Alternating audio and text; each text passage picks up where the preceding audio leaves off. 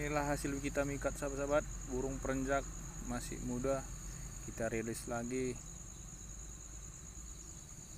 karena kita targetnya burung tepus lurik. Kita rilis burung perenjak muda.